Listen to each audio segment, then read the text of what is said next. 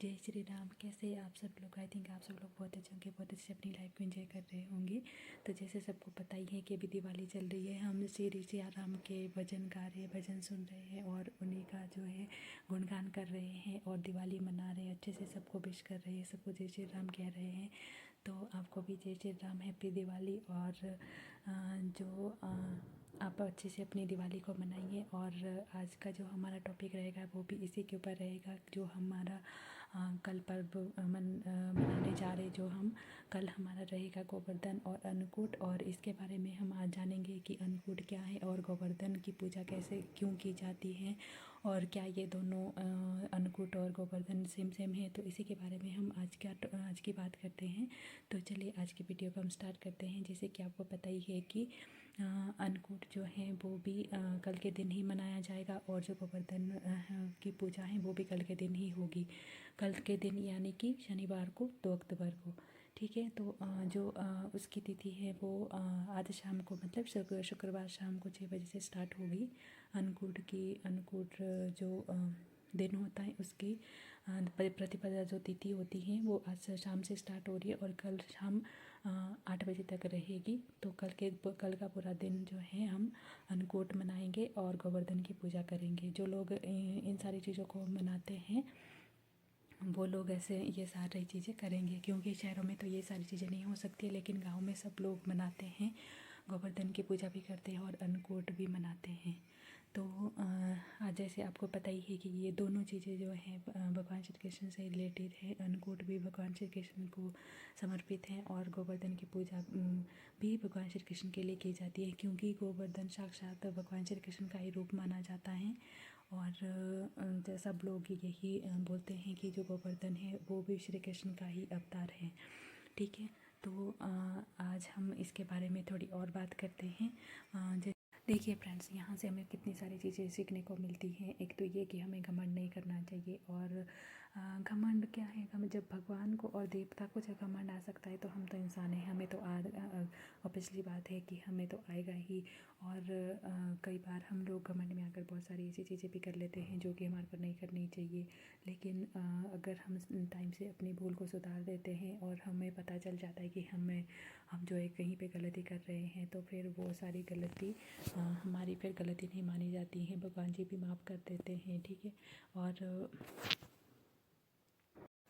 जैसा कि आपको पता ही है कि जो गोवर्धन पूजा है वो भगवान श्री कृष्ण ने ही स्टार्ट की थी। और जो गोकुल के वासी है उन्होंने बताया था कि आपको देवराज इंद्र की पूजा नहीं करनी है। वो पहले देवराज इंद्र की पूजा करते थे, तो उन्होंने देवराज इंद्र की पूजा के लिए मना किया कि वो देवता हैं, उनका ये काम है ये बारिश करना, तो आप लोगों को उनकी पूजा करने की ज़रूरत नहीं है। अगर आपको पूजा करनी है तो आप गोवर्धन की पूजा करिए, क्योंकि वो जो है आपके उधर गोकुल की रक्षा करते हैं और जो भी बारिश वगैरह होती है वो उनकी ही कृपा से होती है।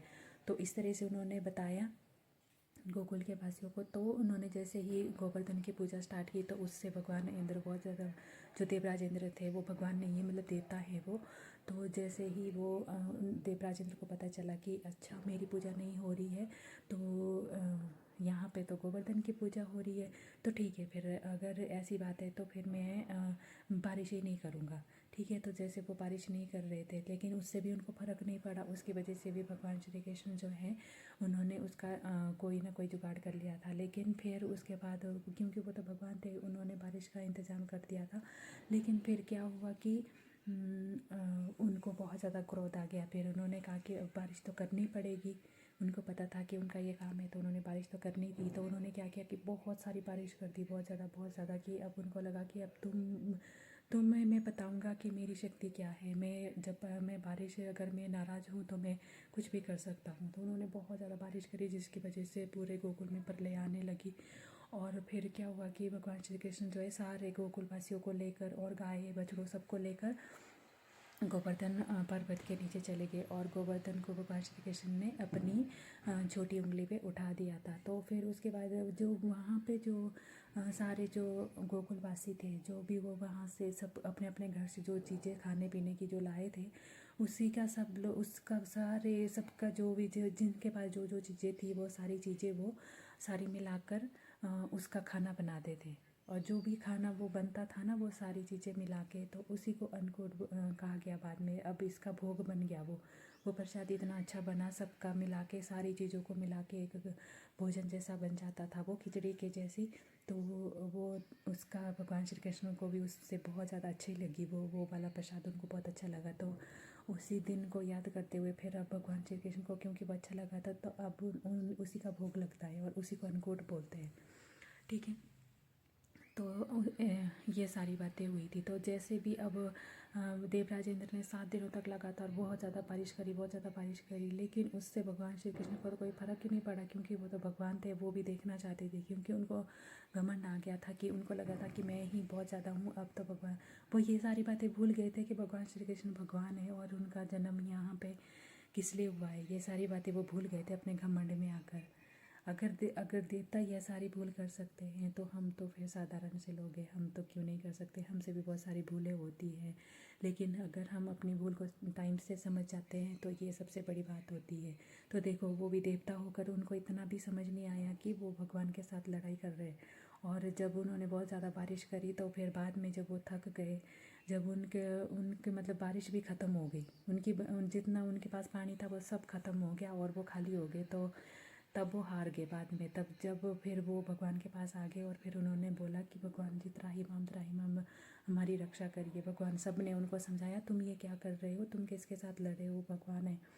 तब जाके फिर उन्होंने भगवान से माफ़ी मांगी और फिर उन्होंने कहा कि मुझे घमंड आ गया था और मतलब मुझे अभिमान हो गया था, इसलिए मैं ये सब कर रहा था। फिर उन्होंने भगवान श्री कृष्ण से माफ़ी मांगी और फिर उसके बाद फिर उन्होंने इजाज़त दे दी कि अब जो लोग हैं वो गोवर्धन की पूजा कर सकते हैं, इसीलिए वो अन्नकूट मनाया जाता है। और ये